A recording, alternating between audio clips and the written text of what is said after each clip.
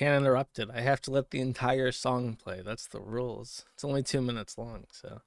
Someone made this wonderful gif of my avatar doing the Brazilian dog thing from that. It's like a meme of like a Brazilian kid and like a stray dog dancing, and it's doing this weird jig. So it's been replicated perfectly with my icon, and I've shared it. I have superimposed it on RuneScape for humorous intent. I've adopted RuneScape as a thing to pass time with because it only needs like attention every like 6 minutes or so, really, to fish monks, check on birdhouses once an hour.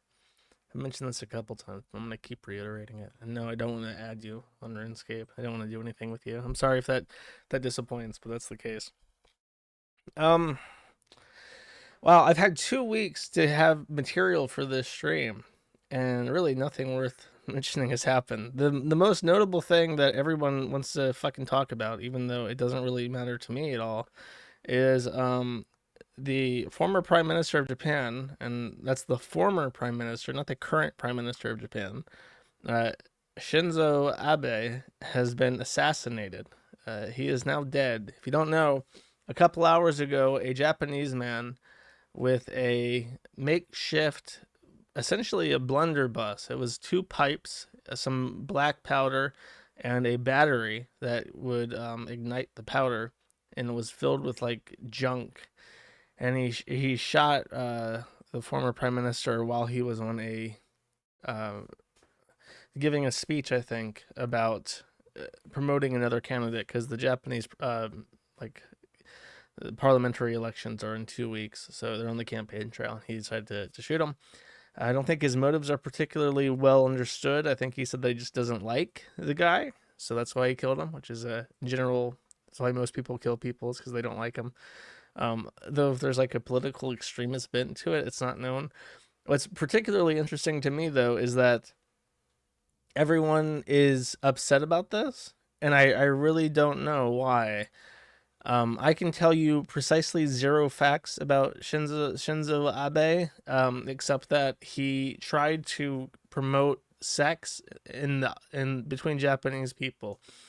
He said that people need to start having sex and they need to start making babies, and apparently that upset the anime watchers of the island, and he wasn't.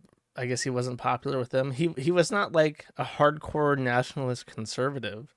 That's it. So I don't know why people are upset, except that they like Japan.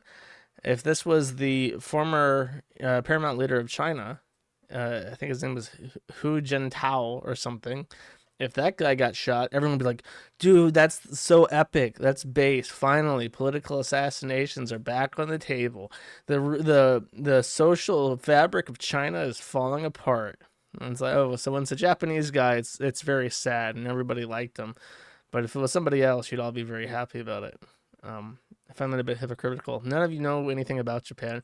I'm gonna say I don't like Japanese people in general. I know I've said I don't like anime. I want to lay it out on the table. I have been to Japan. I don't like them. They're weird. When the U.S. made Emperor Hirohito say that he was not a god, like an actual avatar of the divine walking on this earth, it actually caused mass shock and panic and mourning in Japan. They actually thought that he was a god because they're stupid. And they hate you. In case you're like, oh man, Japan is like, if you're like PewDiePie, oh man, Japan's like so cool. And there's like all these Japanese people who are like so autistic and cool, and they know how to make like sake from like wood and shit, and they do it like in the 2,000-year traditional style. It's like so cool, man. They hate you. They speak Japanese. They don't speak any English. Out of like all the countries in the world, I think I know fewer Japanese people than anybody else. You only meet Japanese people when you're like in some anime community. There's like Chinese people. I know there was a guy on the forum. I think he's even a moderator. He's like from Saudi Arabia. I know more Saudi Arabian people than I do Japanese people, because even Saudi Arabians are like less insular and autistic than Japanese people. And he's like, they talk about how fucking stupid Westerners are and how gross and cringe they are, and they stay on their own websites, and they just hate you. And you're all like, oh my god, they're so cool and artisanal. They make rice crackers in such a awesome base traditional way. I was like, who gives a fuck? They bombed your country without even declaring war. They just showed up at your doorstep and started dropping bombs on your ships. And 70 years later, you're like, oh my god, they invented so much. They invented tentacle pornography. They found out a way to make wristwatches affordable. Oh, I love Mitsubishi cars. They're so cheap and dependable. Like what a retard. Dead mutts sound good to you? Well, you're Chinese. Well, no, you're not even Chinese. You're Vietnamese. You should not be supporting the Japanese, considering they fucking colonized you for a brief period of time. They would have held on to you too if the U.S. didn't intervene. If that bloodthirsty cripple FDR didn't have it out for the Japanese, then maybe you would be speaking Japanese. Is Josh going through puberty? I don't know. Probably not. I am 30. I'm almost 30. They did warn us. We lied about it being a sneak attack. It was like 9/11. Oh, I'm sure. I'm sure they fucking warned us that they were gonna bomb our fucking ports. That's bullshit. Um, Japan. God, Western fans of Japan are like, I can't even imagine it. It's like what is it? What is it about Japan that is like so alluring to people? You know what it is? Is that it's like it's still like isolationist, and that makes it like mysterious and alluring. Like, oh, they still have their language, and they still have like their faith where they like honor the ancestors and stuff. It's so cool. It's like, no, it's not. You know what? They have that in Ethiopia. I think the real reason is that the age of consent in Japan is 13, depending on what province you go to. I think their weird obsession with like child sex is the real reason that people obsess over fucking Japan and their stupid fucking cartoons. They're emotionally stunted cartoons for emotionally stunted people. They're sexy cartoon women that are written and drawn by autistic men for autistic men. That's the real allure of Japan. No, dude, 16 is minimum. No, it's not. It's 13 federally. Depending on the prefecture, it depends on it varies. I think 16 is the minimum without being married. It's like when people point out the age of marriage or age of consent with marriage is like 13 in some states. I'm not sure. I think like Texas, if the parents agree on it. But yeah, I don't know. And then all the sex trafficking in Tokyo is so base and trad. We used to have sex trafficking like that in our country. Josh, why do I know this? Because I have been yelled at by animes for my entire life. I think even back on the Blockland forums, I fucking hated anime and I hated people that watched anime. And these discussions will be brought up all the time.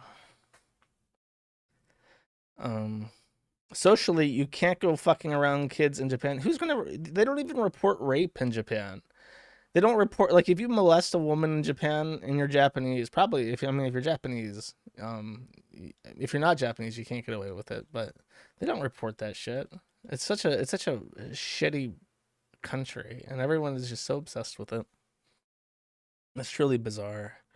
Like PewDiePie, even PewDiePie gets married to like this Italian woman, and he's like a Nordic guy, and then he goes to England. He moves to England, and he gets so depressed that he's like, I'm gonna go to Japan. And then 2 years later, he's now in fucking Japan. He's abandoned his homeland. He has no children yet. I'm sure Marzia doesn't even want kids, and they're just gonna be like, yeah, we're just gonna have ugly fucking dogs, and we're gonna live in Japan, and we're gonna kill ourselves. Oh, well. There are 5 countries where women are more likely to be murdered than men. Japan is one. I did not know that. All right, whatever. Fuck Japan. I have worked on Sneed 4.0 a little bit, and this is the real entertaining stuff here. Just I spoke more about Japan than I intended to. I was gonna get this out of the way first. Most of what I've done is just kind of cleaning up stuff, and the fruits of my labor can be seen in the top right. You'll see that I'm signed in as Chuck, and this is the result of a lot of work to make it so that user information is more available to the forum when you're signed in. Because I had written it poorly before. It's one of the first things I wrote, so I didn't write it too correctly. And now I can access basically anything about the user profile when you're signed in. The other thing that I wrote was I implemented a library, so now you can view the history of a post. Like, check this out, right? You have this post here in this thread called Chuck Posting. This was the opening thread. Go to history and you can see all the revisions. And I fixed it so that you can actually see who was editing what. But you can compare two versions and see, oh, the number 2 was added here, and the number 2 and 3 between these versions. And then after this, I deleted those and added Sneed. And you can see that I deleted those when I compare those two versions directly. I can compare any two versions. And I thought about this and I implemented this because I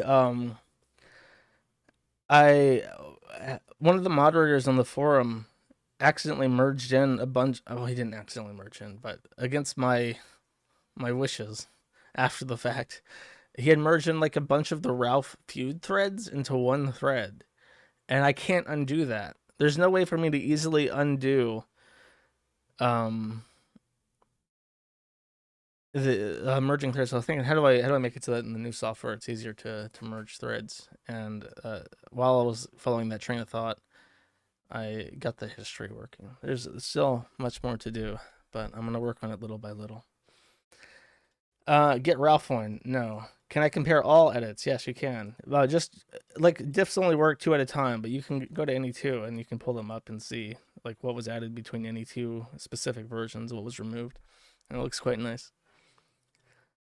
Yeah, he quit over that, by the way. He said it was micromanaging. I'm like, I'm not micromanaging. I just want to, like, when you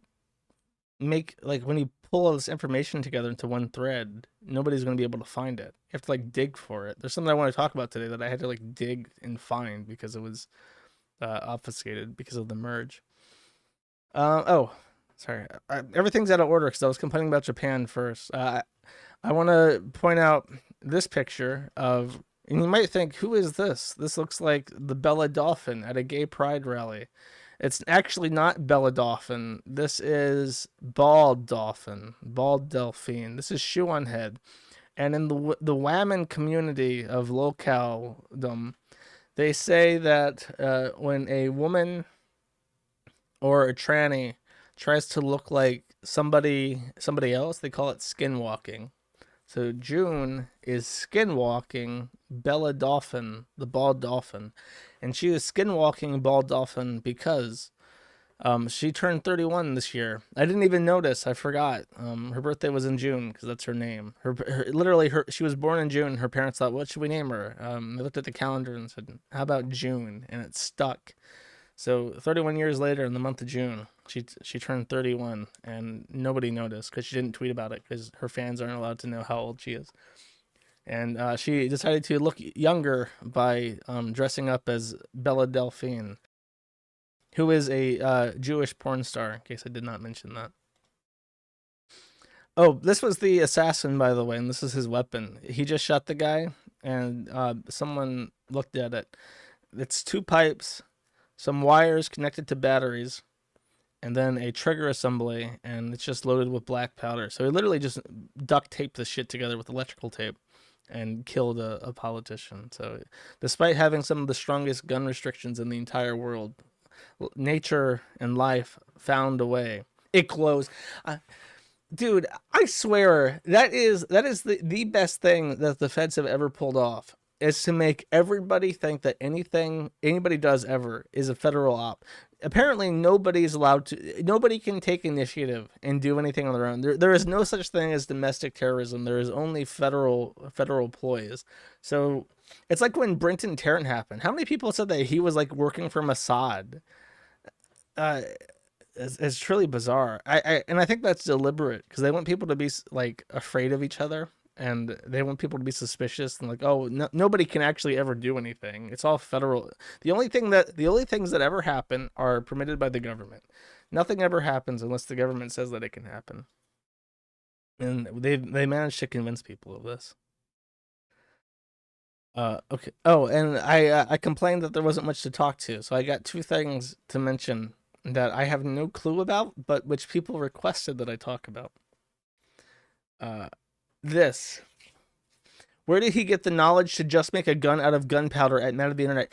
You fucking Google it. I'm sure if you Google it, how do this without a VPN, by the way. Just go to Google and type in how to make a pipe bomb, and I'm sure you can find the Anarchist Cookbook, which is a fucking book that's been around for 50 fucking years and can teach you with household ingredients how to make a pipe bomb. Like these are not. This is not like arcane knowledge. You know what it's this is stuff that anyone can easily find. You don't have to be trained at the CIA. You're not having to go to Virginia to take a 2 week course on how to make a pipe bomb or a gun. It's literally out there that anybody can find. This is what I mean. It's like people are trained to think nobody could possibly figure this out without being educated by the federal government. Only the federal government has this forbidden forbidden knowledge. There was a guy in the UK. In the UK, of course, is a place that wants to now restrict the sale of knives that have a tip because so many Arabs are stabbing each other in London that they're thinking, we should now regulate cutlery because this is now the biggest public threat that we have.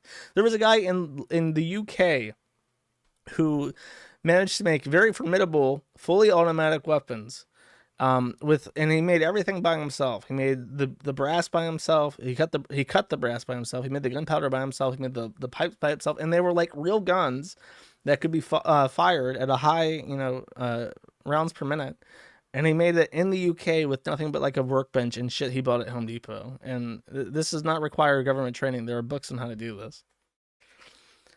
Ludi SMGs. PA Ludi, that's his name. It's like, yeah, anybody on K knows that this is not, but people in Pol, they don't know that. Like, oh, you have to be trained. You have to, like, in order to make black powder, you have to be imported into Mossad, and you have to take a weekend course on it.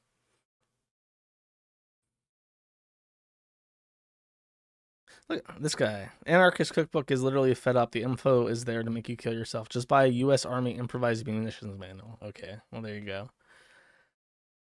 Anyways, so it's so tiring dealing with like the internet, and like whenever anything happens, just like the first reactions by 99% of people are like the dumbest possible takes, and you just watch it and you're thinking like, God, people are really fucking stupid. There's a thing I remember seeing, and it was a story about how during the Japanese occupation of Korea, they corralled all the prisoners of war up, and they were trying to figure a way how to keep rebellion at a minimum.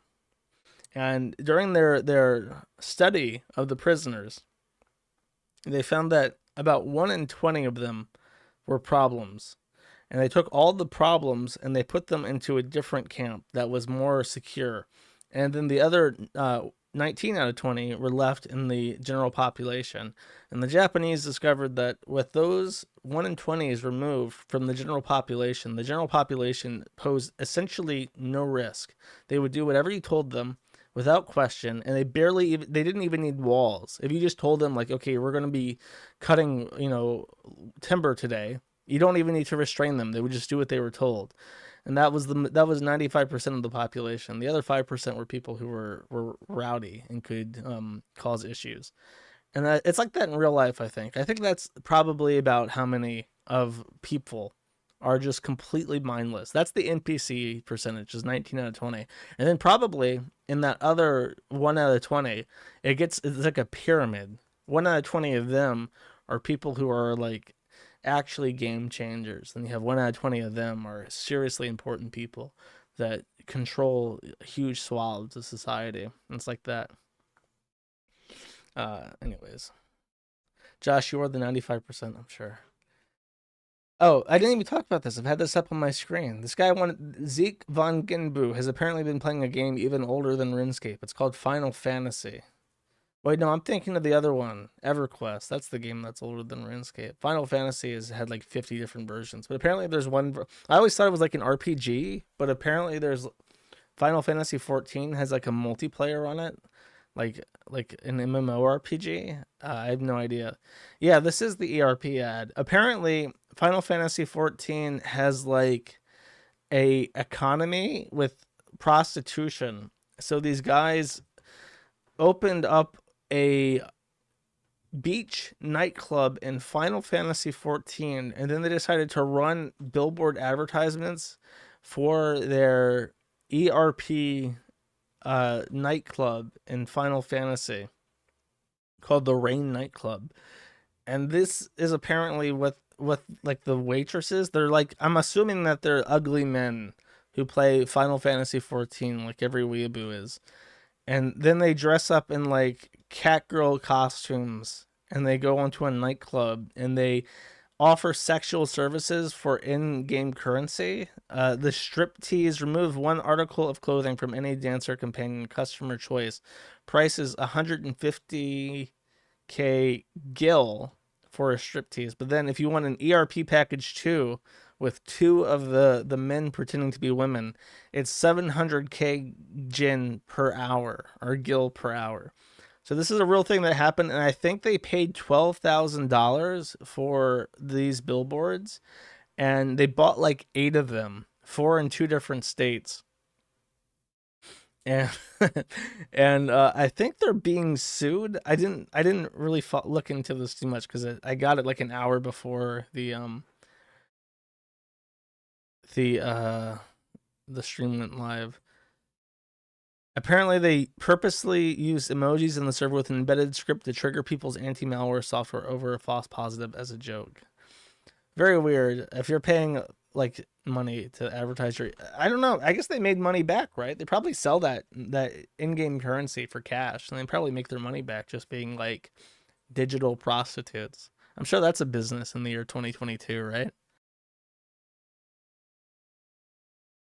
Jersh has brain damage. Am I wrong?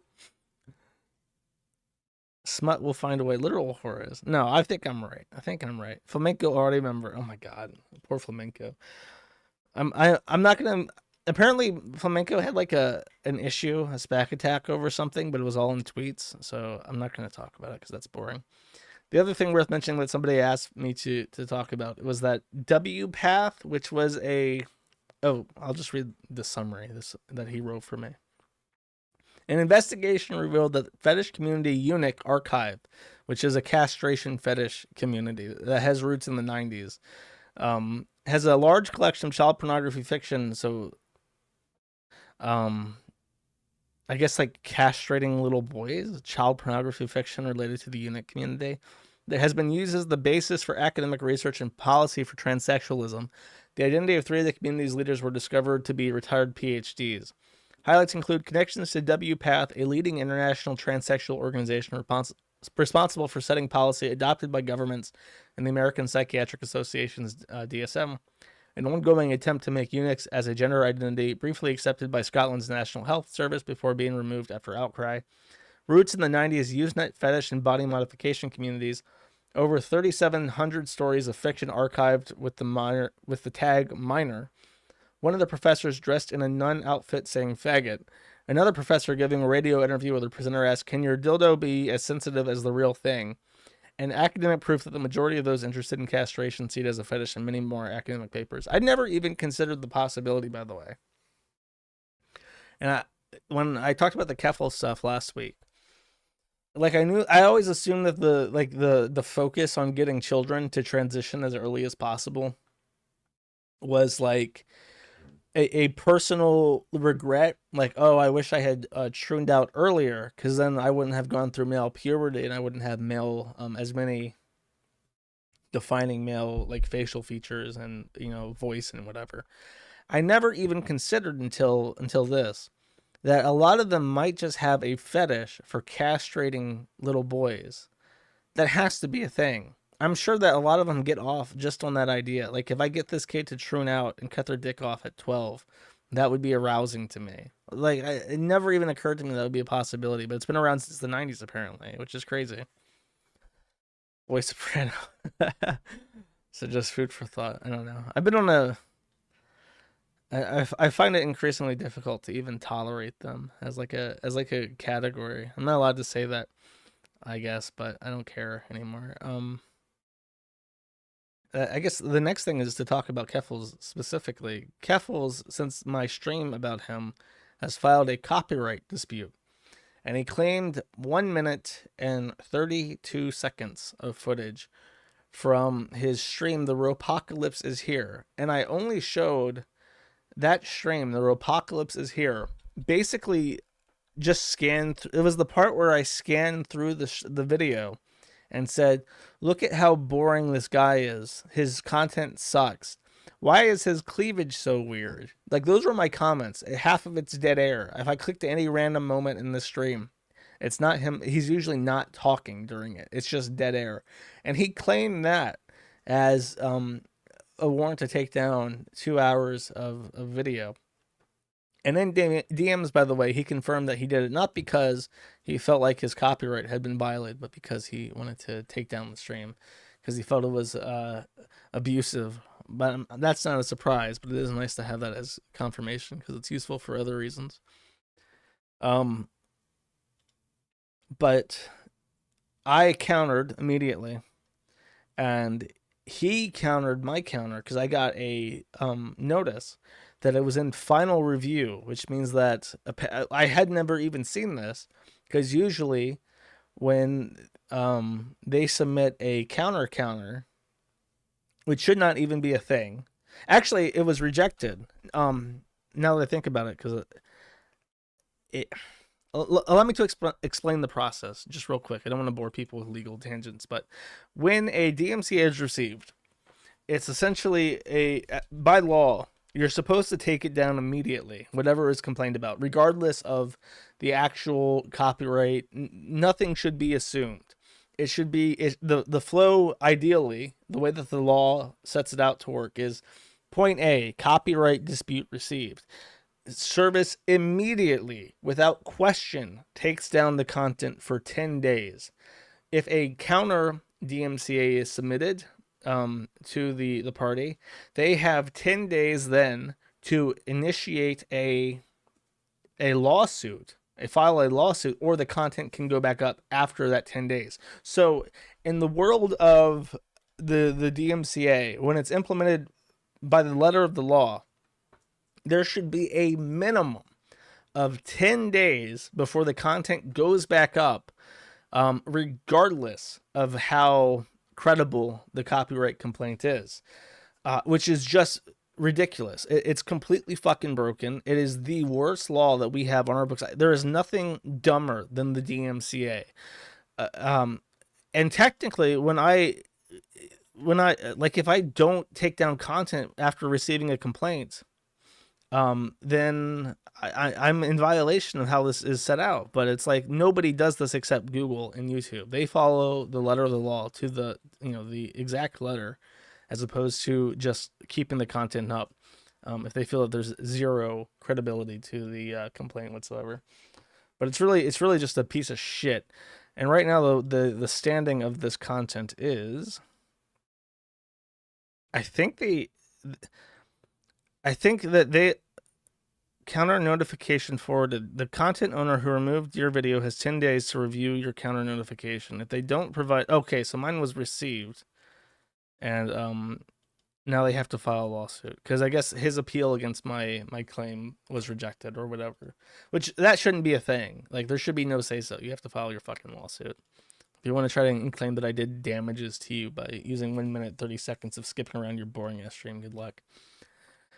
And by the way, Keffals is Canadian, in case you're wondering. He is not American. He does not have any constitutional protections in our country, but he is somehow allowed to file a DMCA against an American citizen and an American company, because my company is an American company, to remove my content from another American company called YouTube.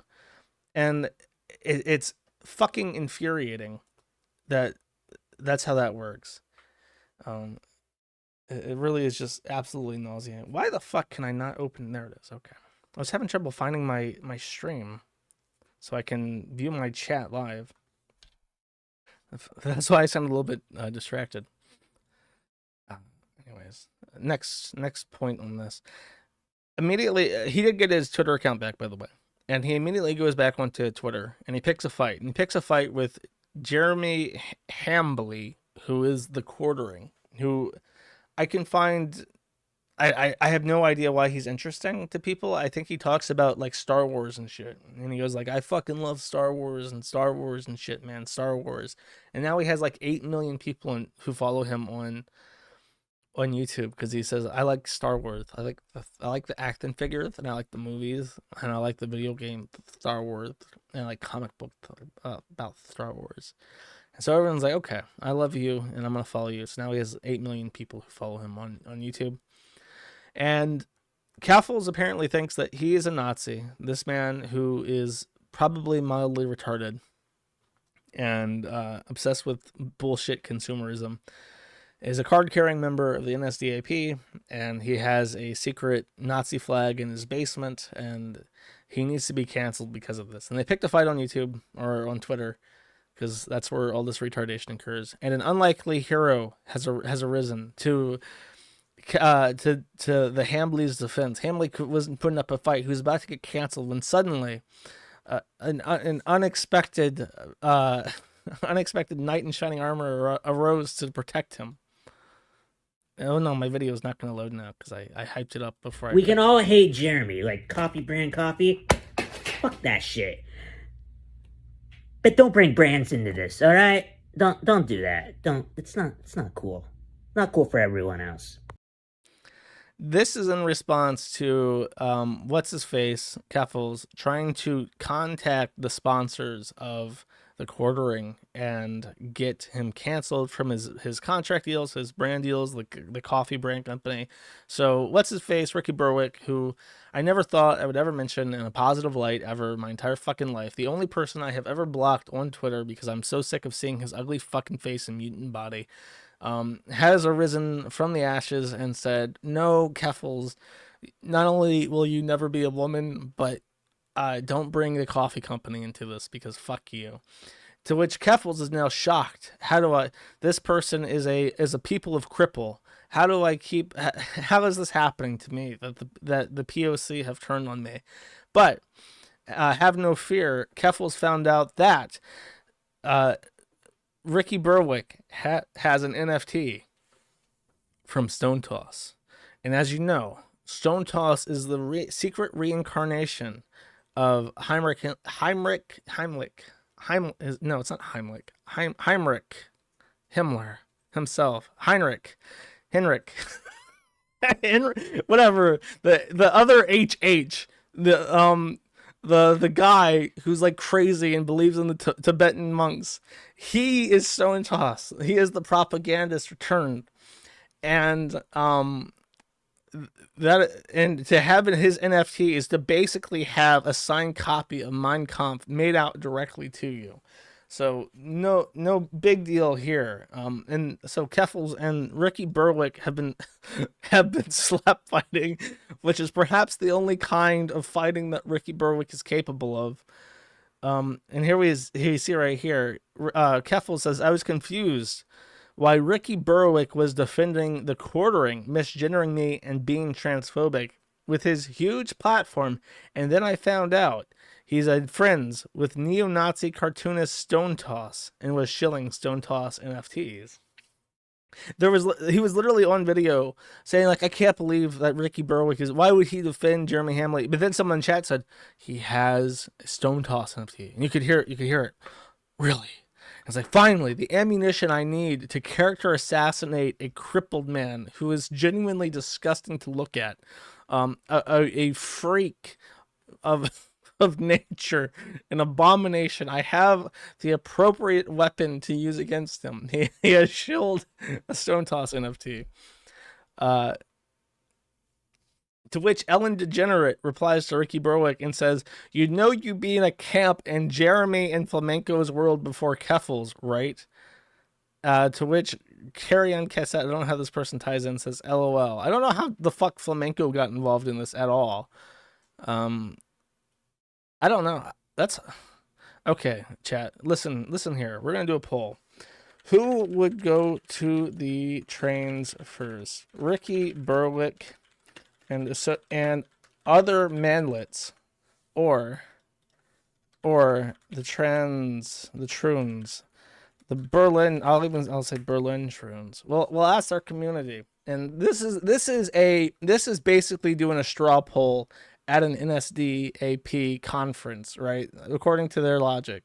So this is basically scientific proof to discover who would go to the trains first. Would it be the Berlin Troons or would it be the manlets? Um, Ricky Berwick and the Manlets is in the minority here. Once again, they're under 10%. It seems they've tipped over 11% with almost. This is very close. Is he going to stay at 10% or go below 10%? He would be on the second train. 700. Okay, it looks like Ricky's not going back under 10 at 700. I'll wait one more tick. I'm gonna see. Can we get over 900 or so votes? Okay, 800 votes. Ricky Berwick and other manlets at 12, and the Berlin Troons at 88%. I have gone back in time and I've done a straw poll at the NSDAP headquarters in Munich, and I said, hey, which of these would go on the train first? And they say the Berlin Troons first. 88 for 13, despite being 13% of the vote. They go on the train second. Okay, wonderful. I'm glad we've solved this authoritatively. So then Ricky Berwick this is why I fucking hate him. He's like so gross, and he doesn't just tweet. Anytime he wants to respond to something, he just pulls out his phone and records himself, and it's not even like you have to watch the video. It's just the first frame is this guy's fucking face, and it's awful. And then he talks, assuming the video wants to load, and this was his response to Keffals. Assuming the video wants to load. This is his response.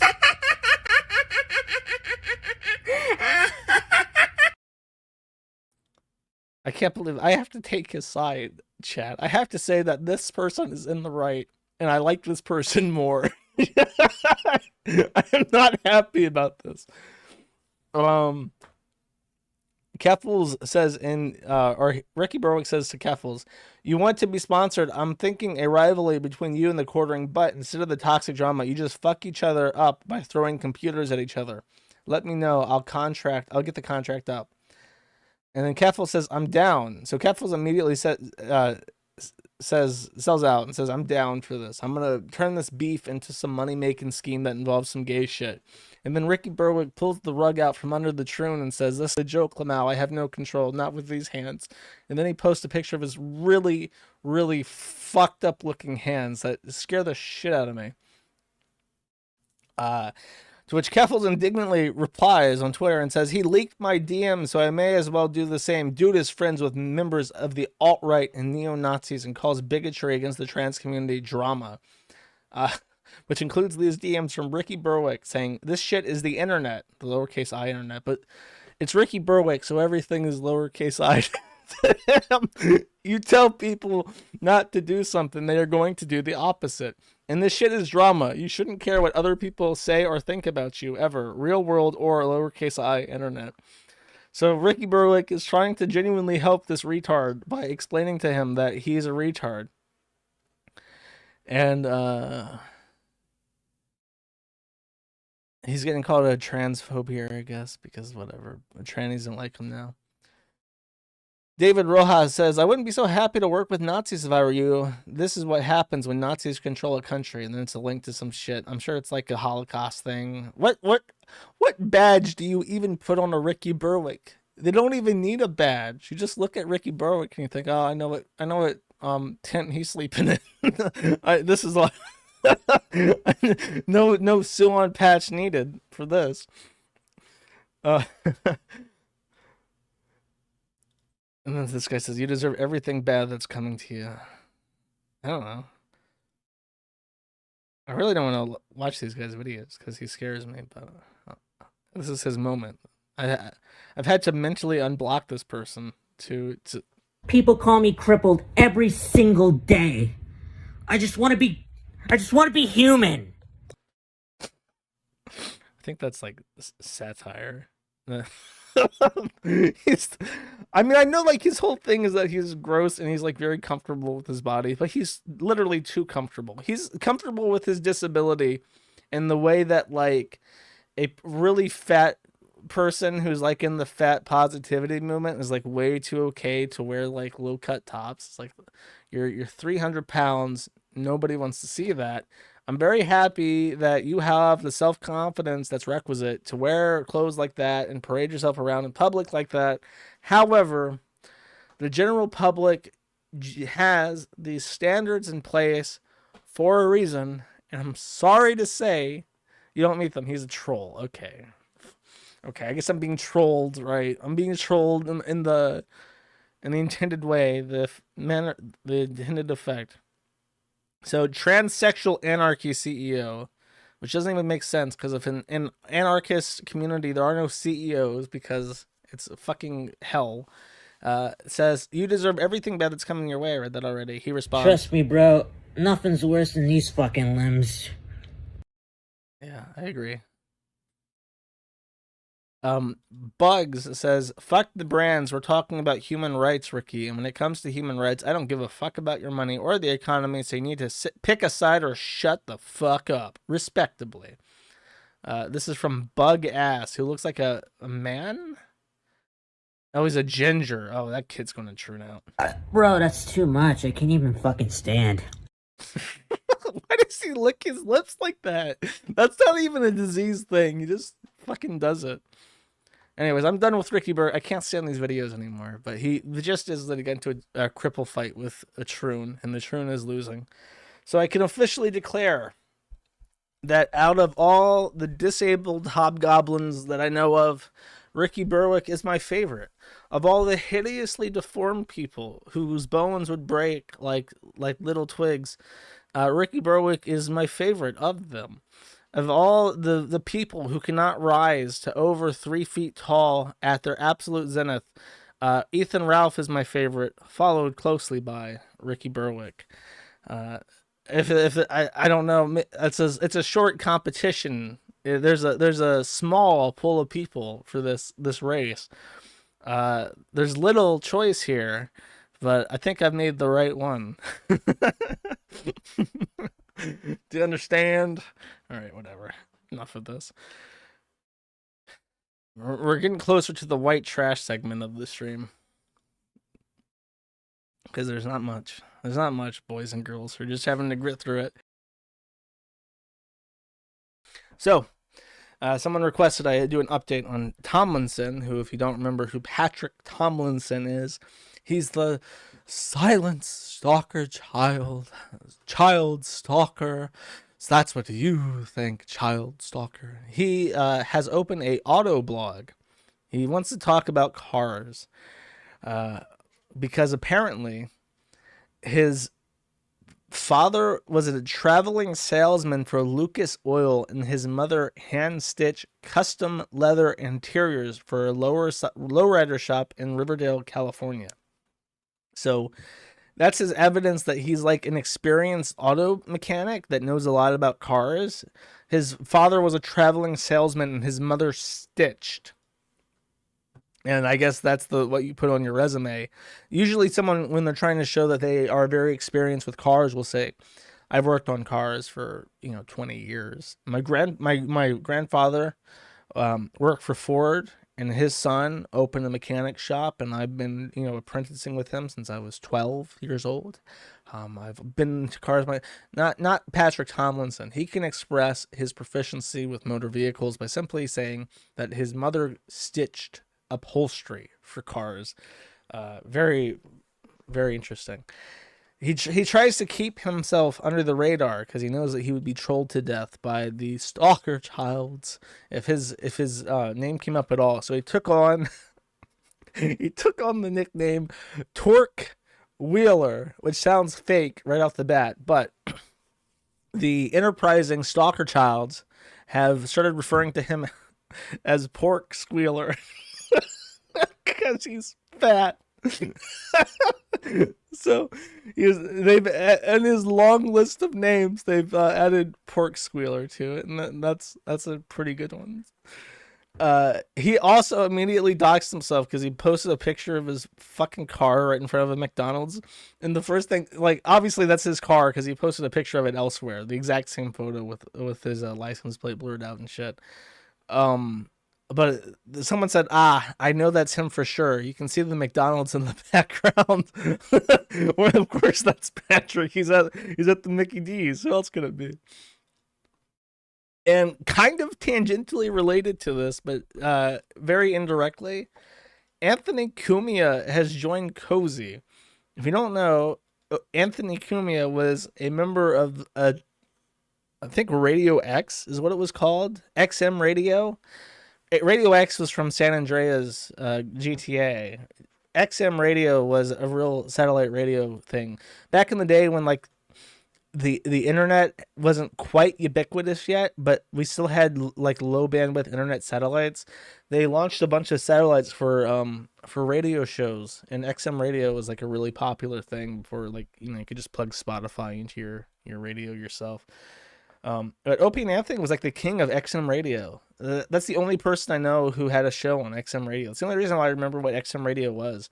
I've never listened to their show. I cannot give you my thoughts on Opie and Anthony as like a show. The only person I know who was Sirius XM. My bad. Whatever. The only person I know who did listen to Opie and Anthony was Katsu. And I've mentioned him before, but he's an old admin. And actually, let me see if I can find this. Really, I didn't even think about this until just now, but it would be fun to bring up. Anyways, Katsu was a closeted conservative Republican who became a tranny and then quit my website. He was one of the first administrators that we had. Shit.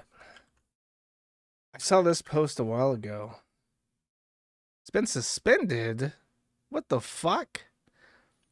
There was a Reddit account claiming to be a former admin of the Kiwi Farms, and it was in like a transgender subreddit.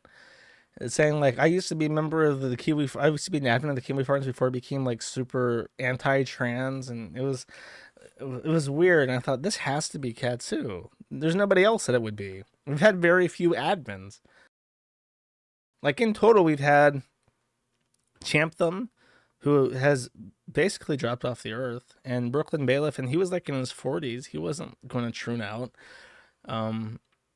And Katsu and Glaive, and that's it. Like I can name all these people in my hand.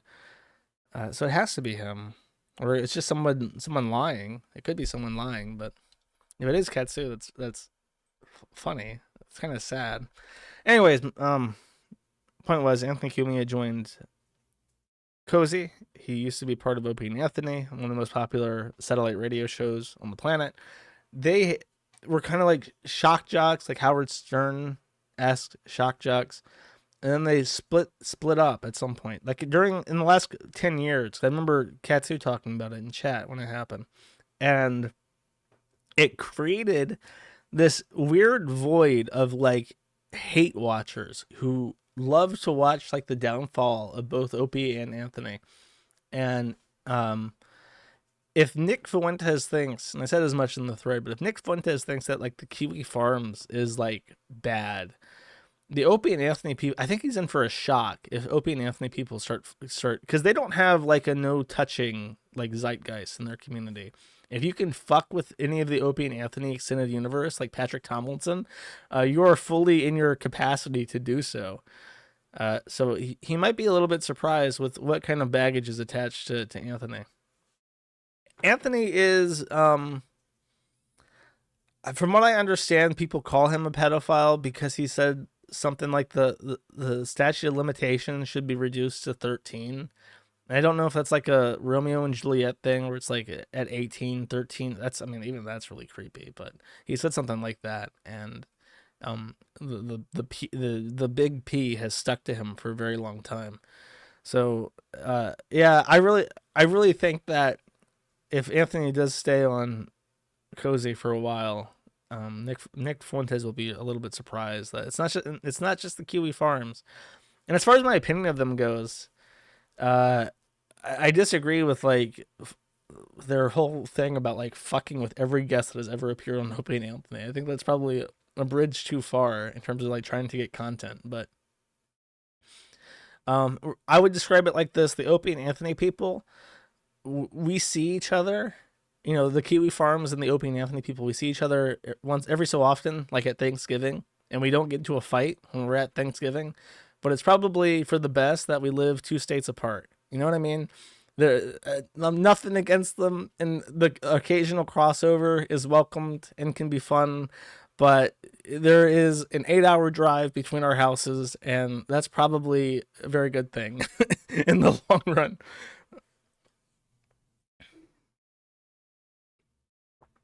Anthony is a pedo. He's following 13-year-old girls. Jersh needs to watch Red Bar. I think the less I know about Opie and Anthony, the better off my life will be, my friend. That's like too much to catch. I cannot catch up on 20 years of like shock jock radio. I The closest I ever got to that is I listened to every episode of um the Maddox and Dick Masterson thing. What the fuck was that? Oh, the biggest problem in the universe. I listened to every episode of that while in an airport in Ukraine because I had like a 12-hour layover, so I just listened to every episode like back to back throughout my one of the worst trips I've ever been on in my entire life. Anyways, that's enough of that. Let's talk about Shanty a little bit. I have not spoken about Shanty for Christ in a very long time because she is very gross. And she here, in case you've forgotten who Shanty for Christ is, this is her. She is white trash. I think she lives in Pennsylvania. And from what I understand, I think the guy on the right is Rev, also known as Jason. They are a couple. She is very fat and gross, and he is also very gross. His name is he's the baby carrot because they did OnlyFans and he has a very small penis, so everyone just refers to him as the baby carrot. Shanny is the woman on the left taking up most of the screen, and their defining features is that they are the strongest possible living argument against any kind of socialized anything ever. She is they're both drug addicts, and for one, Shanny is one of those people who's got the fibra. My fibra, I'm in pain, and they don't even know what's wrong with me. I go to the doctors all the time, and I'm on so many pills, and I got all these kids, and somebody has to pay for these kids and these programs, and she's really just fucking vile. And in a decent civilized community, she would have starved to death. She would not be this weight because nobody would be feeding her. Even the people, like if she was begging on the street, she would not get any donations from people because they would see her and they would think, this bitch doesn't need any more fucking food. She's 400 pounds. I'm not giving her shit. And she would naturally lose weight. Their housing is provided by Section 8. And Rev, this is true, and I did not even know this was true until I spoke to people in the beauty parlor, but Rev inherited $700,000 from uh, a dead relative, and they don't have a penny of that anymore. They have no money. So they like blew through almost $1 million worth of inheritance money on God knows what, probably drugs. And now they're both destitute and they're living off government assistance. Shanny has 2 kids from a previous relationship, and Rev is de facto their father. But I don't think he's really like a father figure, and I say this because he of what happened, which is why I'm talking about them. Rev was arrested for assault, and from what I remember, the synopsis I read about this did not mention this, but I think he went to jail because he assaulted one of the kids. He punched one of her children, and she was saying, I want, I told Rev not to do that, and he did it. He punched one of the kids, so we're not getting back together. We're not getting back together again. And then within 2 days, she was pleading with the government to drop the charges against him for assaulting her sons, and I think they did. And then the court records came out and showed that he had done this on the 4th. They had to ask for his uncle to give them $500 to bail him out because they couldn't make a $500 bail. And then when she got the charges dropped, Child Protective Services got involved, and apparently they've taken her kids 4 other times. And they told her that Jason is no longer allowed around the children anymore because he's beating them and he's not related to them at all. So and they're not married, so he doesn't really have any right to be there. And she lied and told them that he left the state. But I think he was parked outside their house, like officially living in like a van or a car or whatever, like right in front of her home. And when CPS found out about that, because I'm sure people reported it to CPS, they took the kids. And part of her story now. Well, this is the announcement that before her stream. Today, Shanty for Christ has lost her kids for the 5th time and they were placed in foster care. Shout out to Pennsylvania CPS for doing their job. Brown clapping emojis. I hope and pray these kids receive the help, classes, therapy, kindness, attention, and care they've been deprived of for so long.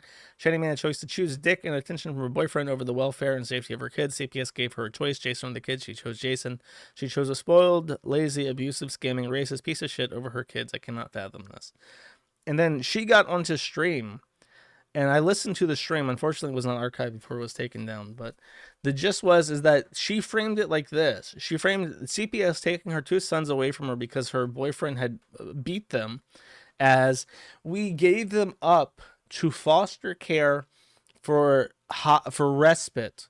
We're simply overburdened because Mementos is so bad.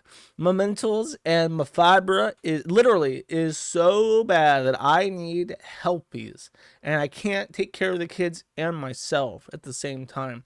So she made it like we just like put put them in the storage locker, and we'll come take them out when we're ready to deal with the kids again. But Jason, while she was doing this like song and dance to get money from the idiots that fucking support her for whatever reason, Jason accidentally like told the truth and said that CPS made her choose between him or the kids. He like accidentally like said that part, and then she immediately like starts talking over him and is like, yeah, they made we gave them up. Remember, we gave them up for our sake and for their sake, because they're not going to be able to get the attention they need when we're this sick. And then he's like, oh yeah, that's right, that was the story. And there's something else. Oh, they're having a nurse.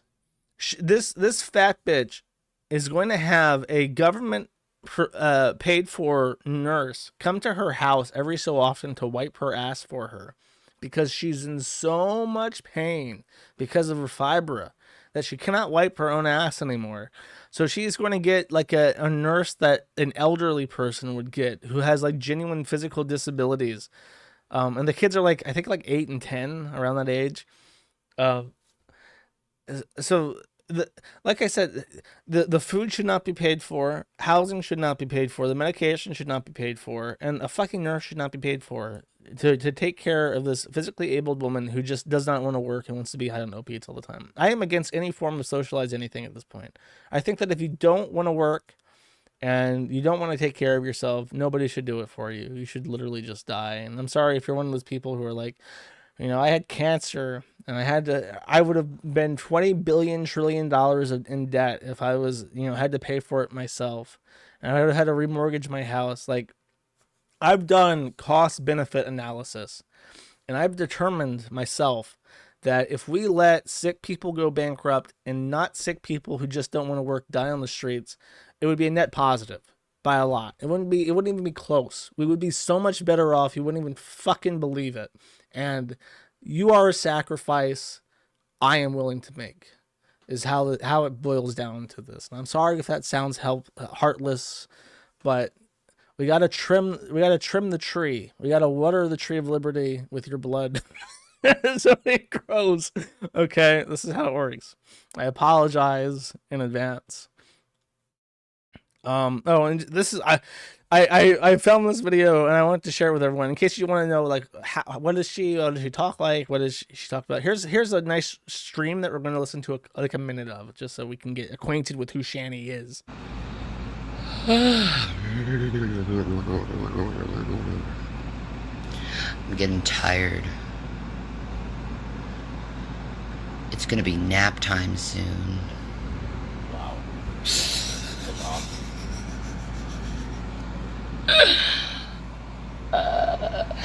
I have a Red Bull. I'm trying to wake up. I didn't sleep last night at all.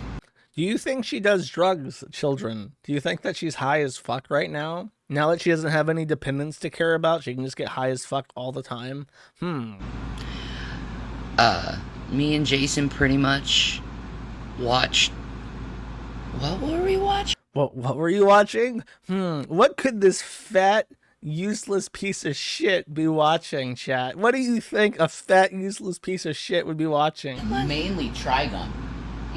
Mainly Yeah, Trigun. we watched Trigun all night. All night.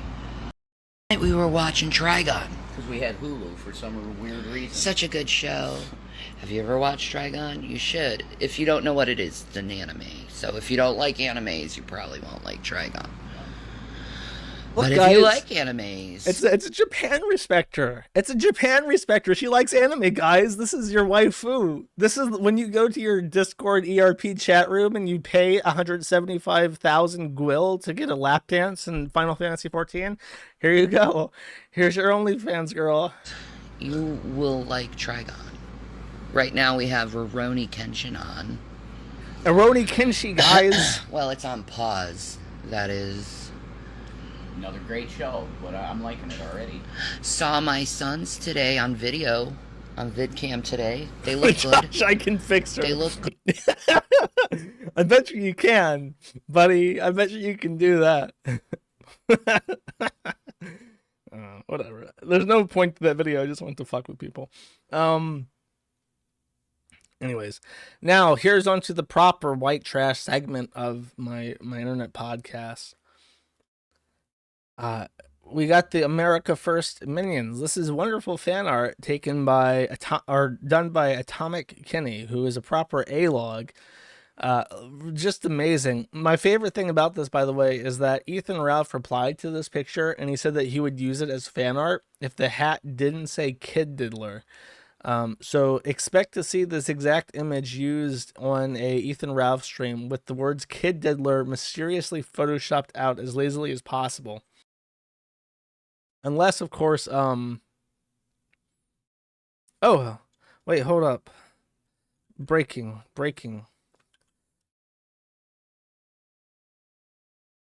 He's already done it. He put the kill streak. Look, guys, he fixed it. Now he likes it. He owned the A-logs. He just took out the Kid Diddler and put the K on it. Fixed. I wouldn't be surprised if what's his face, Nick Fuentes, complained about this because he has cat ears. and Baked Alaska has the dark light to help him look for cum, and Beard Soy is the shortest. It's just wonderful. It's brilliant fan art. Let's see, is anything else shopped out? No, he's okay with being fed as shit, being bloodied up, having swill as his drink, and pills, and he's just perfectly okay being Nick Fuentes, the Catboy Purr, his minion. He's just fine with it. But the Kid Diddler, he don't diddle no kids, boy. He makes sure that they grown first.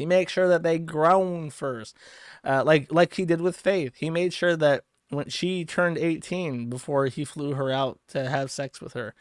There was a diary that this was Ethan Ralph's genius move. You ready? Faith had written a diary when she was locked into a mental asylum because she attempted suicide, or she committed herself for 72 hours, I think. She wrote a diary about her experience there to keep herself sane because she was in a psychiatric hospital. And when she left the Gunsmobile from Gunsville, Virginia, back to the safety of her father, Mr. Vickers, she left her diary with Ethan Ralph, who has yet to return any of her personal affects in the years since they've been separated. And one of the things that he did not return was her diary. So he thought, I'm going to insulate myself from legal repercussions by, fucking with Faith myself, because I am subject to a restraining order. I'm just going to send her diary out to a couple of retards and I forgot who that. I think it was the samurai guy that was friends with PPP. I really don't know who the fuck they were. I only saw the screen caps of the diary from the stream that they did. They were. I remember that they were trying to raise like $2,000, grift that from Faith's diary, and they made like $40, but they showed the diary anyways. And by the way, they were going to split it up into multiple like streams and try to keep making money off of it. And then Faith just said, "Well, you guys are retarded. I'm just going to release it myself." And she did. And it just kind of took the wind out of their sails, which is probably the smartest thing that Faith has ever done, is to completely, just undermine this entire grift operation. But the really interesting thing that was a part of the diary that I saw was this. I am praying and hoping that I get out tomorrow. I miss my baby. IDK. And when she says baby, remember this was before Xander was born. So she's referring to little baby boy Ethan Ralph as my baby. IDK, how many times I've written it, but it's killing me. To not sleep with him, to hold him when he whimpers, to kiss him, to make love to him. It's making it harder to sleep at night. To even think, I just want him more than anything. I keep thinking of our weekend in Virginia Beach, ordering in same food, talking, using those new toys. That's where my mind keeps going. God, I miss sex. So this is what Faith Vickers is writing in a mental hospital about Ethan Ralph. The whimpers and the new toys. His whimpers and his new toys. Now the Ralph gets fucked in the ass thing has been around for a while, but I mean, how else do you interpret that? And then here is this.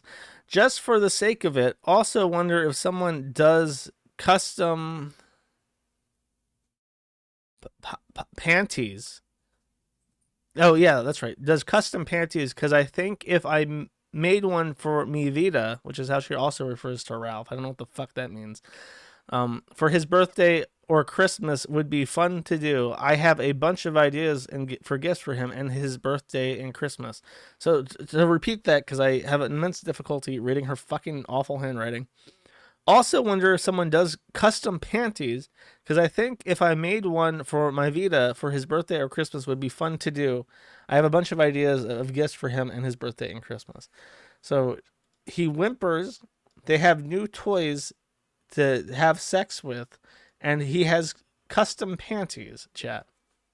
And the really funny thing about this also, I hope this is in this post. I think it is. Here, this. Diary of a Hoary Kid. Please enjoy. Chat, I have a question to you. Does this look like a man's handwriting? Does this look like Ethan Ralph's handwriting?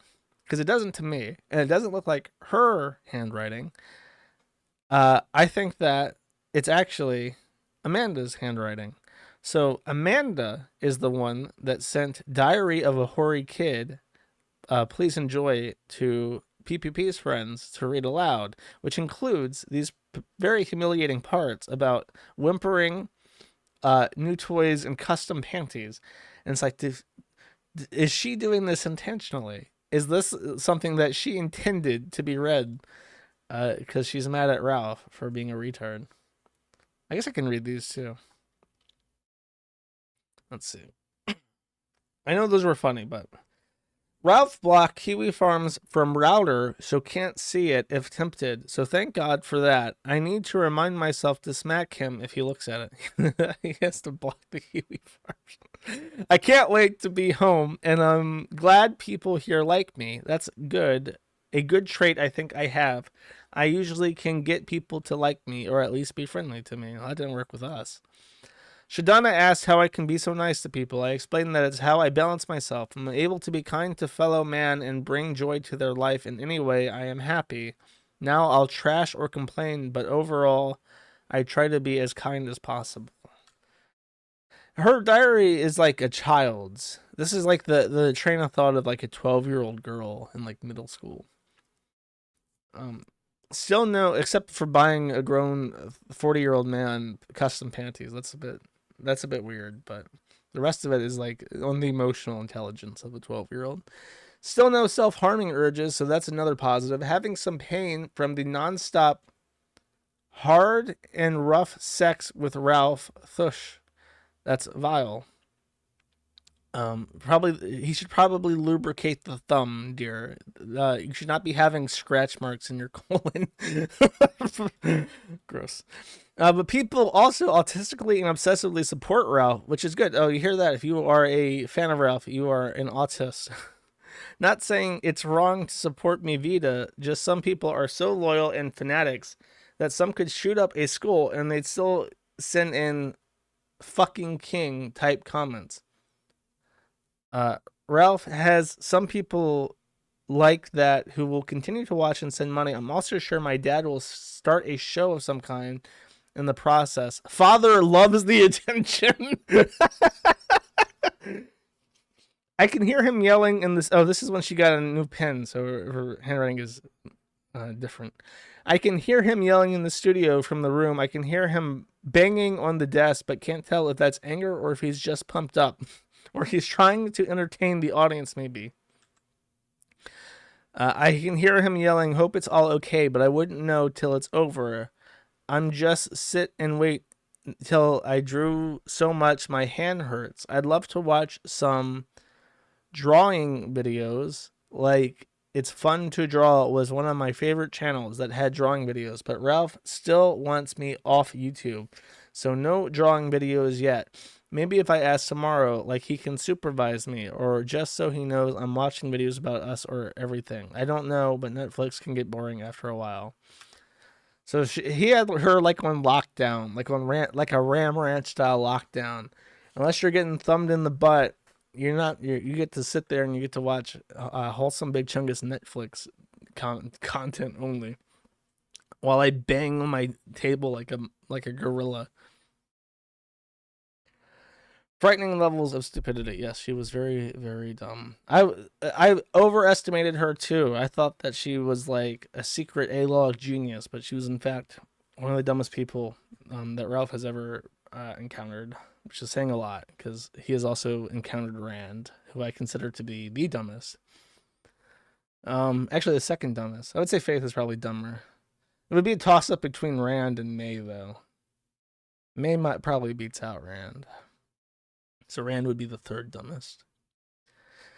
Audgie, who I know nothing about except that he's friends with Flamenco and I think also Jem, made this wonderful tweet, which I feel like sharing, saying, I would rather be a pedophile than a woman.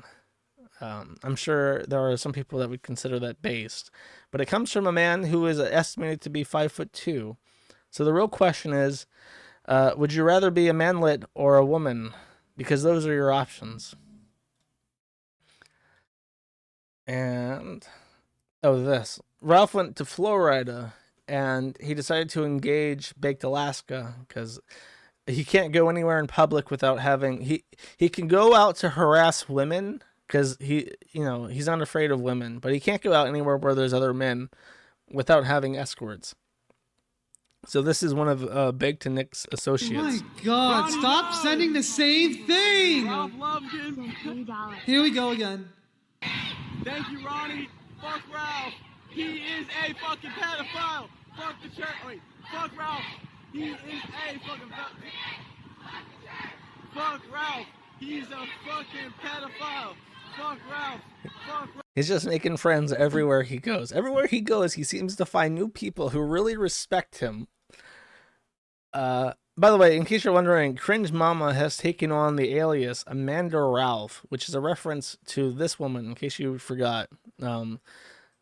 This woman wearing this Jim Medicare hat is Amanda. It used to be called Amanda Morris, and actually, this may surprise you, is still called Amanda Morris. She is not called Amanda Ralph, which leads you to wonder who the fuck it is that wrote this article saying under the name Amanda Ralph, aka, because she goes by the name May Ralph. Who is this May Ralph? Why is she Ralph? The answer is, I think that this article was published by Ethan Ralph, under the fake name Amanda Ralph for two reasons. Number one, Amanda Ralph like fortifies that they're a trad couple. They're actually married sanctimoniously before the Lord, right? And it also keeps her kind of like tagged, I guess, like, oh, he really has picked me, even though they're not married. The other one is that Amanda Ralph is not a real person. So I think that the whole point of this, by the way, is that a guy at an aquarium took a picture of Ralph. Supposedly, this melanated individual took a picture of Ralph at an aquarium. And I think he posted it on Twitter or something. And Ralph figured out who it was, or thinks he knows who it is, and has been trying to get this guy fired from the aquarium that he works at. Oh, no. Okay, I got this wrong. This was a former friend of May's. Back when she was like in anime clubs in college or high school or whatever the fuck. And he joined the forum, allegedly, if it is him, to shit talk her. And he works at an aquarium, and Ralph is trying to get him fired for talking about May. And then May Ralph publishes this article and trying to get him fired. And posts all these DMs between him and May, where he says that he loves this other woman named Lauren, and he's suicidal and shit. And for some reason, Ralph thinks that that's evidence that he's stalking her. But this is all boring, really. The funny part is literally the author byline, because number one, May did not write this. I don't think May knows how to write. She has horse hooves. She can't write. Ralph is using like a fake pen name so that if he gets sued for defamation, he can just say, oh, Amanda wrote this. Amanda Morris? No, Amanda Ralph, who is not a real person. And he can just say like, oh, well, you have to sue Amanda Ralph. You can't just sue me. I think that's what's going on in his head. He posted the Minions.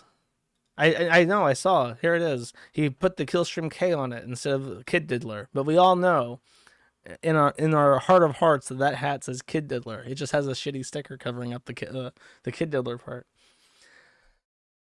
Oh, and one more fun Ralph factoid. If you remember the really shitty, obviously fake ring that he tried to pass off as like a famous heirloom, Ralph Amel family heirloom, diamond and gold, a $10,000 ring with 100-carat diamonds and shit. He tried to pass this off as like a thing that he's actually proud of, with these horrifically deformed looking sausage fingers. And everyone looks at this and says, this is not a real fucking ring. This is like nickel and glass. And he accidentally showed that he was no longer wearing his ring. And where the ring was, and at first people thought, oh, he just pawned it off because it's a useless piece of shit and he doesn't care about it. But actually, there is a rash where his ring was. And the question is, how did he get contact dermatitis, is what they call it. Well, the most common reason to have contact dermatitis from jewelry is contact with nickel. If you have a nickel allergy and your skin touches nickel, you'll get a small rash like this. So he has inadvertently confirmed, by being allergic to his fake bullshit diamond ring, that he, number one, that he has a nickel allergy, and number two, his fake bullshit diamond ring is literally nickel and glass, like everyone said it was when he tried to pass it off as being a real $10,000 super expensive heirloom ring, which I find just, it's funny in a way that's like, it's not like laugh out loud funny.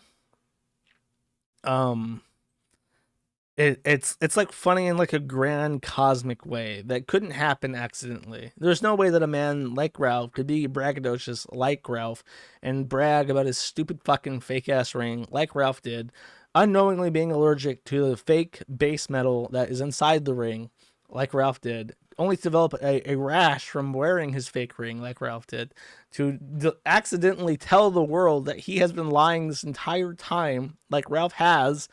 Unless it was like divinely written comedy, you would really have to sit and think of something like this to put into a movie or something as like a side plot.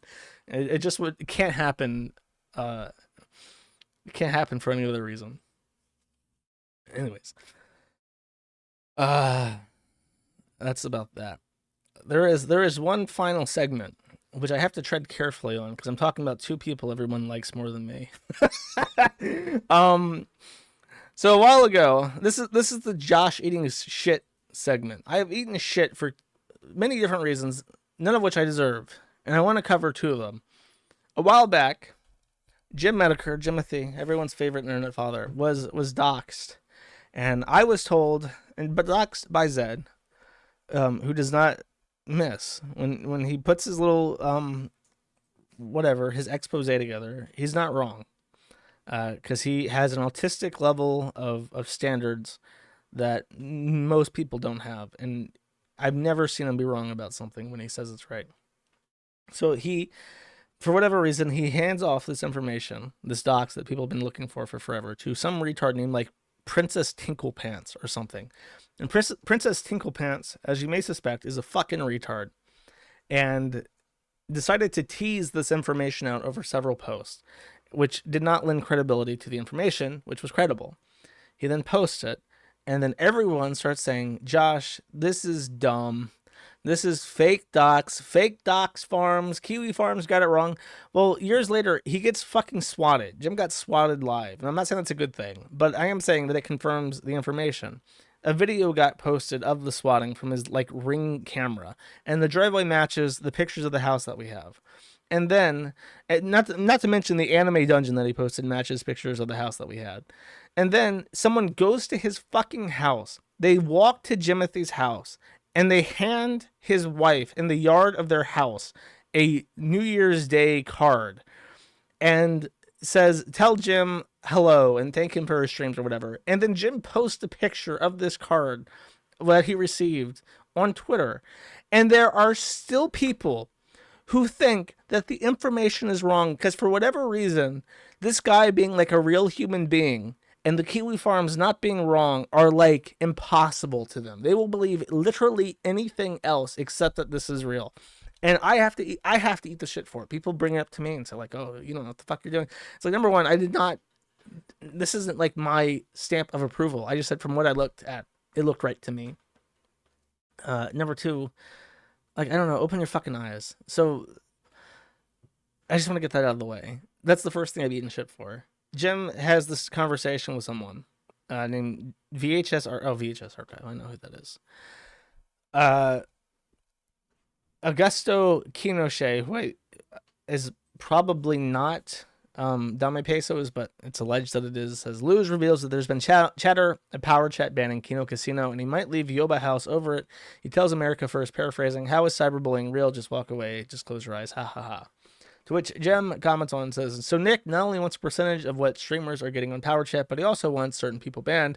He didn't even create it, so why is he calling the shots? Better yet, who exactly is running it at this point? The HS Archive says Lulz and Baked own it via a web of LLC companies. Jem replies with a question. The way Lulz is talking makes it sound like he doesn't own the majority of it, but I've always heard that put forward that he was the sole owner. Did Bake try to hide his ownership of this, and does Nick have some sort of behind-the-scenes say in it now? DHS says, Baked funded it to begin with. Lulz and his housemate did the initial coding. I believe it's 50-50 between them. Baked is a Fuentes simp. Fuentes wants Jaden McNeil banned, and so does Baked. And Jim again asks, so why is that why Beardson was so cocky about doxing donators using Power Chat because his boy Baked owns it? And VHS says, exactly, something Lulz wasn't happy with. Power Chat was made for IP2 streamers who are banned from Stream Elements and Streamlabs. No one should ever be banned, something Lulz still believes in. Baked was rejected by IP2 and hooked up with Fuentes. Which brings me to the other thing I have eaten shit for, and I feel is very unfair. And I choose now as my time to bring up these grievances. Donators to the Kino Casino have complained twice now that their credit card details have been used fraudulently after donating to the Kino Casino. And Kino Casino uses stream payments or power chats as their preferred source of income because the margins are so low. And when I got banned from Streamlabs and Stream Elements, I looked into the alternatives and I found donation alerts, which is what I was using. Oh, this is IP2. Okay, IP2 donators have had their information stolen, and someone in the Kino Casino thread has also complained about having their information stolen. And I remember, many of you may not remember this, but PPP threw a huge fucking fit before the Kino Casino was a thing. And he said that I was involved in a deep conspiracy with Dick Masterson because he had a Patreon alternative open very briefly called New Project 2. And he accused me of accepting money from Dick Masterson in order to curate the content of his thread. And I told him, no, I did not. But this fuss that he picked up caused dozens of people on the forum and off the forum to then register to the forum to cause problems on my site because he insisted that this was the thing that was happening. And there was no evidence for it. And when the time New Project 2 was shut down, there was still no evidence of it. Nobody got doxxed. Nobody got harassed. No credit card information got stolen. It was a completely legitimate thing to raise money for a site that desperately needed a fundraising mechanism. And it was defamed as a money laundering operation with bizarre ties that were completely conspiratorial and made up and bullshit. To scare people into not supporting a website that had no income at that point for 5 years. I had no income outside of my other options, my contracts and shit for 5 years. And the first time I get a drop of anything, this fat cunt comes out and accuses me of pay for play with Dick Masterson. And now, years later, he starts at the Kino Casino, and good for him. I don't care if he makes money. But he chooses despite sticking his dick in Nick Fuentes's face for the entire content value of his streams over months. He then decides that he's going to use something that Nick Fuentes is intimately involved in as a primary source of soliciting donations from his audience, after accusing me of doing the exact same thing and putting people's information at risk, to which we now have demonstrable proof that people using IP2's power chat system have been getting their credit card information stolen. And Nick Fuentes might have direct access to the payment details. And in case you don't know, if you're using PayPal or if you're using a Stripe, for instance, or whatever, you get access to the last 4 digits of a credit card number. You get access to the expiry date. You often get access to the CSV code. You get access to the billing code. You get access to all that information. And you get access to the IP address.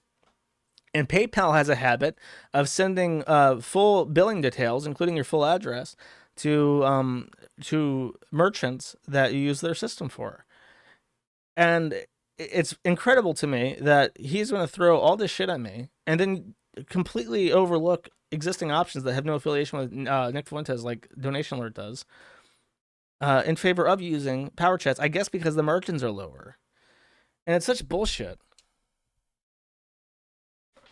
Look, even now, you see people like Prosperity come in and say, is that why you declared Dax's house to be a mansion?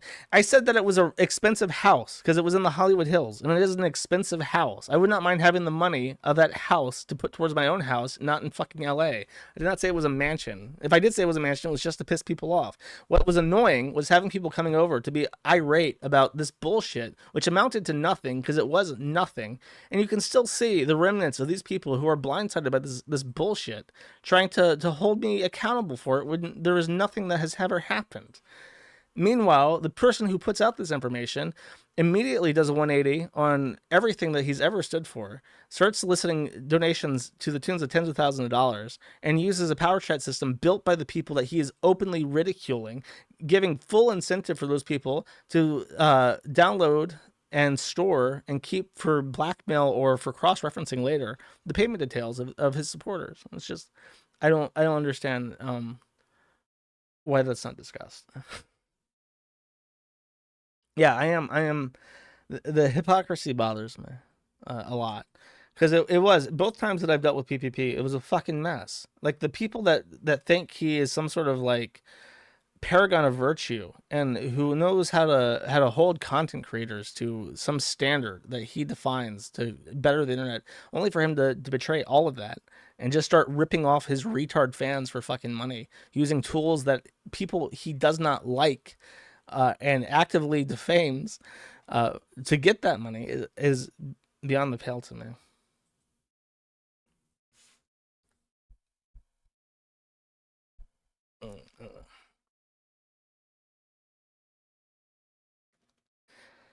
I don't know. And it's like, I don't know. I when PPP was by himself or with Surfer, like I thought it was funny, and I can still find him funny. But I think he realized that there's a lot of money to be made doing doing like podcast shit. Like my podcast stuff is just for my site, which is very expensive. And I don't blame him for cashing in, but like you couldn't take like 30 seconds to find a super chat system that's not going to be connected to IP2. You couldn't like eat the 5% fee that Donation Alerts has to, you know, go through a third party that has no dog in the race. Like why? Why be so fucking careless? That's frustrating, especially when he's the one that has consistently tried to throw shit at me for doing things that I did put time into making sure we're safe. It's Andy's power chat. That's such bullshit, bro. Like, okay, it's going through, but who are you saying that PPP doesn't get any of the fucking money? That's a fucking retard argument. You think he doesn't get any of that money? You think he doesn't get half of that money? You think that, oh, he's just so retarded he can't look into any of this himself? He can't. Poor PPP. He only uses a phone camera. He can't figure out how to set up a webcam. He broadcasts from a shed. It's all Andy Worski. If anything happens in something that he has a 50% stake in, it's Andy Worski's fault. Like, fuck off. Nobody's that fucking lazy and stupid, and if they are, they don't get the benefit of a doubt. You have to be held accountable to something that you make thousands of dollars from. At some point, when you're making thousands of dollars, you have to look in and say, like, are the tools that we're using doxing all of our supporters who financially back us to the biggest fucking retards on the internet? Oh, whoops, they actually are. Maybe we should switch to something else, Andy. What do you say about that? No, fuck that. It's all Andy Worski's fault because he's the real dark horse here. Like, come on, bro. Use your brain.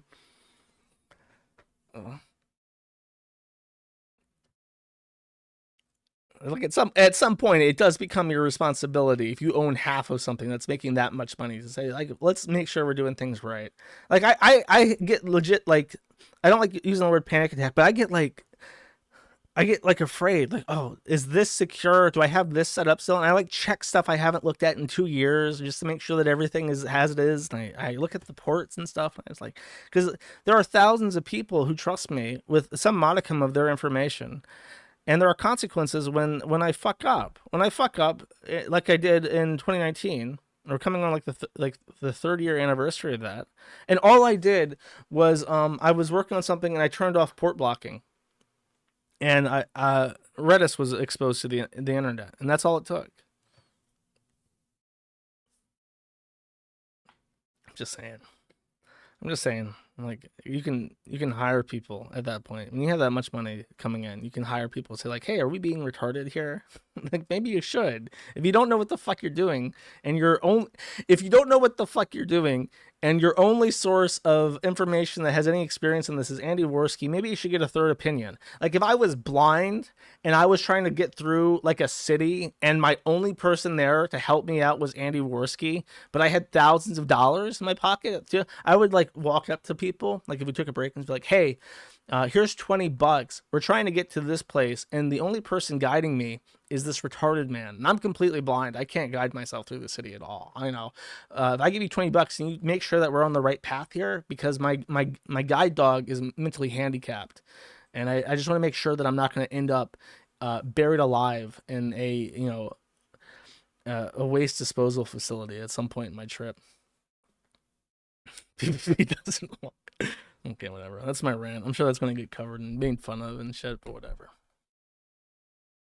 Okay. Speaking of super chats, now my donation alerts, by the way, is I looked it up because I was curious as a result of this. It's from my.com and it's all Russians. So if you don't want Russians to have your credit card information, don't use donation alerts. Just donate to the Gumroad. That goes to an Indian man who can definitely be trusted with your credit card information. Okay, where's my filter thingy? My grift filter. Okay, why is it so? I don't want it to be so desaturated. Come on now. That's like too green. There has to be like a happy medium here. I don't want it. It's like I reduce the opacity and it reduces the opacity of the actual fucking thing. It's like I would rather it would just not be that bad. No, that's even worse, chat. I'm really fucking up here. Hue shift. Nope. That's not it. What if I do white? Right? We're gonna figure this out. And then I do the hue shift from that. If I do black, do the hue shift from that. Does that work? Nope. Oh, jeez.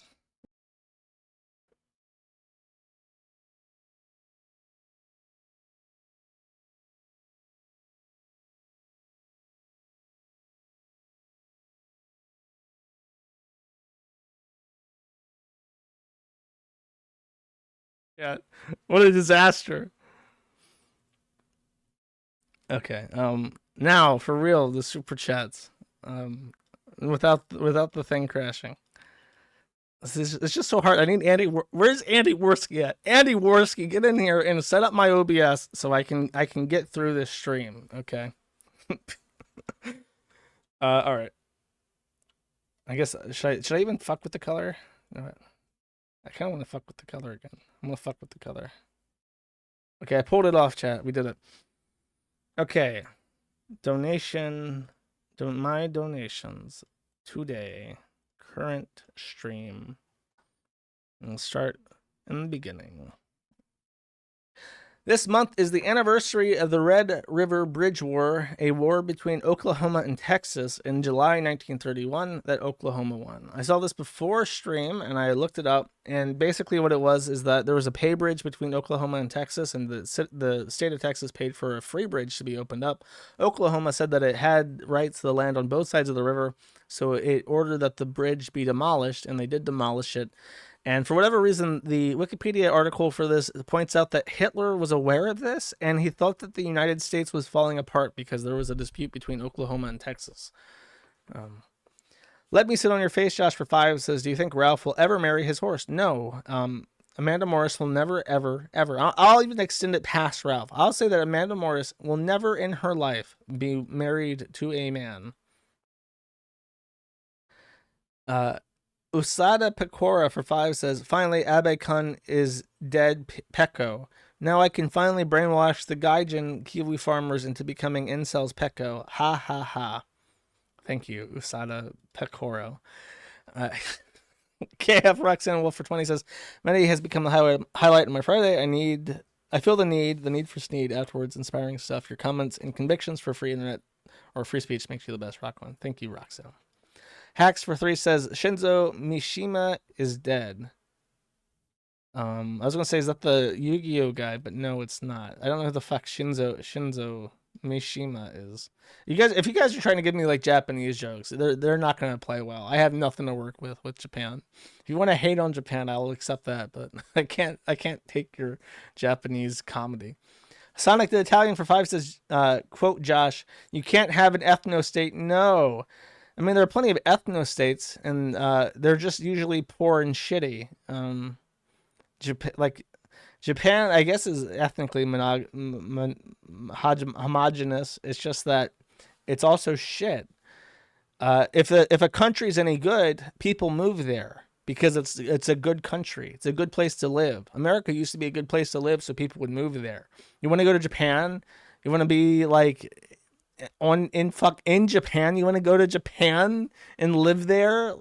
No, nobody wants to do that unless they're PewDiePie. Unless they're rich enough that they can just afford like a nice apartment someplace where they don't have to be bothered by Japanese people and Japanese culture. It's like Switzerland. You want to go to Switzerland? You want to listen to Swiss people talk? No, you don't. Jewish caricature for 10 says, speak for yourself, Josh. China is great. And then it has I think that's Japan in Chinese. I don't know what the first symbol means. What I didn't say anything about China. What the fuck are you talking about? Hayasa Nagatoro, that is the brown girl who is if you post pictures of this person, you were definitely a pedophile. For $5 says, how dare you say those gross things about me, Josh Senpai? I bet you would do perverted feeder things to me. Gross. Absolutely not. Super helpful for 5 says, I know a guy who lives in Japan. Living in Japan sounds like hell to me. Land is stupidly overpriced. No guns. Rampant consumerism. The automotive scene is entirely dead. Hell.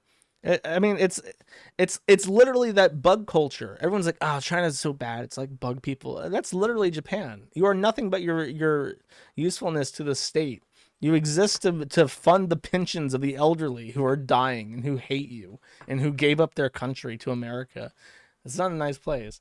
Naya for 10 says nothing. Thank you, Naya. Goyboy for 1 says Marzia is a QE 3.14 and anime is cool, so you only get $1 due today. Fuck you, gay boy. Marzia, I guess, is cool, but I'm sorry, your love for Japan is gay as fuck. I will take your dollar though. Thug Hunter for 5 says, boy, you got an ass on you, all right. Could you do a rump shaker? Give me the rump shaker, the thug shaker, man. Give me the thug shaker. Pull up your shirt. I can show you this. Hopefully you will accept this as recompense. I forgot to show you this before. Oh no. Oh no. Did I really close out of this? I had a picture of Baked Alaska's ass, and he was extremely well endowed. I might only have a picture. No, I don't. I apologize. Wait, is this it? No, that's not it. Oh, I failed. I thought I had it open and ready to go. It was a picture of Baked Alaska from behind, and he looked so round. He looked so plump, and I was curious, because I remember Baked Alaska being like someone who wanted to be like a fit gym bro type, and for some reason he was like super plump, like he was going to prison or something. Anyways. Anime for 5 says, I like anime and you can't stop me. Well, good for you. You can like anime alone. Fish Cakes for 1 says, Googling and downloading the Anarchist Cookbook will flag you to your country's internal security agencies in dozens of countries. Why would you do that to your audience? I am not joking. I don't know. If someone tells you to Google something and then it specifies not to have your VPN on, it's like if you do that. If you do that, you're dumb. Like, how do you not know what the fucking Anarchist Cookbook is? Literally, how retarded do you have to be? Winston Fujimori, I don't believe dumb people have rights. That's my excuse. Winston Fujimori for 5 says, how do you join the Element Matrix? I got an element a while ago, and remember that Q Farms was listed on the website for him to join. Now I can't find it. It's pinned in the internet board, but I think registrations might be closed because we had an issue with spam. You just have to join this Fediverse instance. Sneedem Feedem for 10 says, the Final Fantasy shit reminds me of the VR chat strip clubs that are 18 plus, where grown men use anime girl avatars to strip dance and groom children by convincing them to drink in ERP. Yeah, that sounds about right. The VR chat shit was always suspicious to me. Winston Fujimori for 10 says, what are the differences between Kiwi Farms, Locale Farm, Locale Org, and Dead Horse Interchange? How are they different from one another? Dead Horse Interchange is like, I don't know. I remember saying that years ago, and it sucked. Locale Org is dead. It's just SIG. I think it got taken down recently because SIG said that he was going to assassinate President Biden, and then he pinned that to the top of the site. And then somebody saw that, and now they're having to find a new host. Locale Farm was an offshoot of CGL because they like talking drama, and drama got banned on 4chan. So the CGL gossipers moved to their own site. And Kiwi Farms is the best. Mariboro Reds for 10 says, Jersh, do you think Chris will get time served and walk on the 28th toward home? Maybe. He is not going to, I don't think he's going to be free. I think he's going to get put into a home, which is probably what's best for him. Jewish Caricature for 10 says, Ricky Berwick is the base cripple, the same way Blair White was the base tranny. Both non-reproductives and vile to look like. Give me true and honest tags already. Josh. No, I cannot give you true and honest for Maddie donations. That is against the rules. Carrie for 25 says nothing. Thank you, Carrie. Inward for 5 says, Josh, why do you pretend that weave doesn't exist? Is it just a joke? I don't get it. I don't know what you're talking about. Never Forget for 1 says, any idea why Hot Wheels is currently running defense for the Rage Pig? Frederick is just angry, and he's trying to like find something to make me angry, but I do not get angry. Unless you're PPP, I guess. Never Forget for 1 says, have you heard of the Catboy lover trying to get some ownership of Power Chat to screw people over he doesn't like? Apparently Lulz thinks people have the right to make money. Fed Alaska disagrees. No, I've never heard of that. I've never discussed that before in my life. IP Man for 1 says, retards are gay. I agree. Thank you. PP Poo Poo for 1 says, how the fuck does she... Oh, wait. No, I chat has found it, and I'm gonna supply what I was looking for. I'm gonna supply this to everybody because I promised I would, and keeping my word is important to me. This was for the guy who donated about Dummy Thick. I need to show Dummy Thick Alaska. I think you see this baked Alaska walking down the street and think, damn, he dummy thick. Wait, I have to let me. I'm not gonna turn off the color filter because that'll fuck up everything. I'll crash OBS again. Thick, everybody says. But Pee Pee Poo Poo says, how the fuck did she have a diary or watching a movie? Why didn't she just post her every thought, no matter how asinine, on social media like every other woman? I think a lot of women have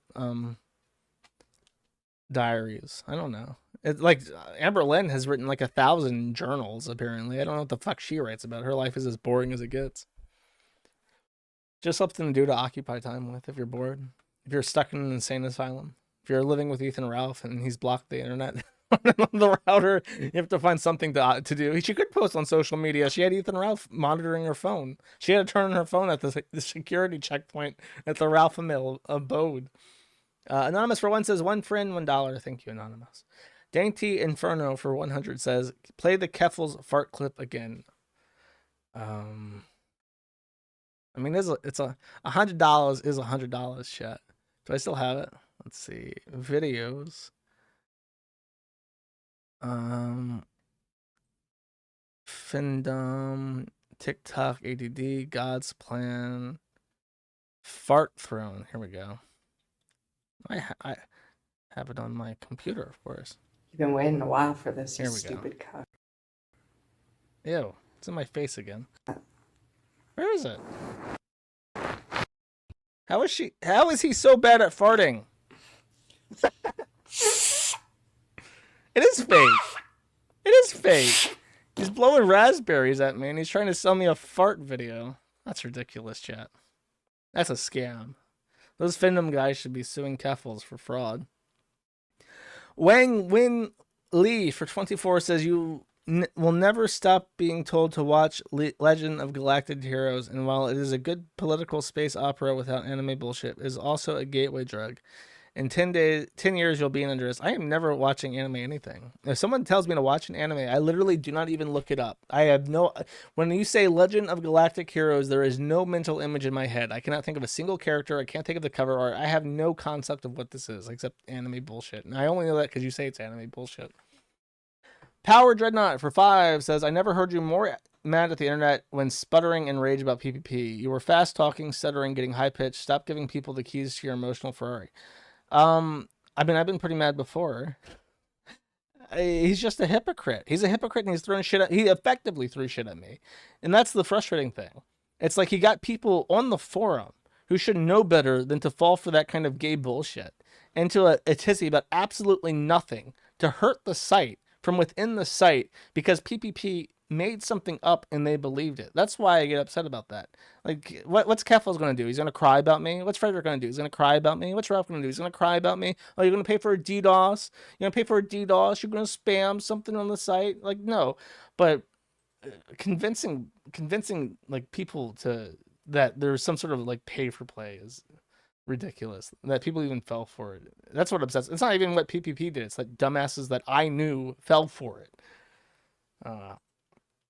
Retarded forum user 25 or 425 says, thank you for spreading the gospel of online safety. Hope you're healthy and happy and drinking some soda.